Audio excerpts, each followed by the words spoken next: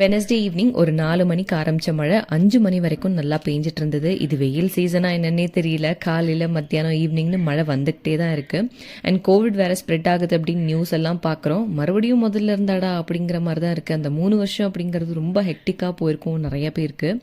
எனக்குமே மறக்க முடியாத எக்ஸ்பீரியன்ஸ் நிறையா இருக்குது. ஏன்னா நான் பேங்க்கில் ஒர்க் பண்ண டைம் அப்போது ஸோ லாக்டவுன் போட்டிருந்தாங்க இல்லையா, கம்ப்ளீட் ஊருமே ஷட் டவுனில் இருக்கும்போது பப்ளிக் சர்வீசஸ் மட்டும்தான் ஒர்க் பண்ணுறதுக்கு போவாங்க. ஸோ நான் பேங்க் அப்படிங்கிறனால கண்டிப்பாக போய் தான் ஆகணும். ரோட்டில் யாருமே இருக்க மாட்டாங்க, லிட்ரலி யாருமே இருக்க மாட்டாங்க.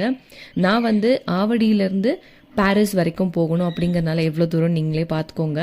நமக்கு வண்டியில் ஒரு ஸ்டிக்கர் ஒட்டிடுவாங்க அப்படிங்கிறனால நம்ம ஸ்டாப் பண்ண மாட்டாங்க.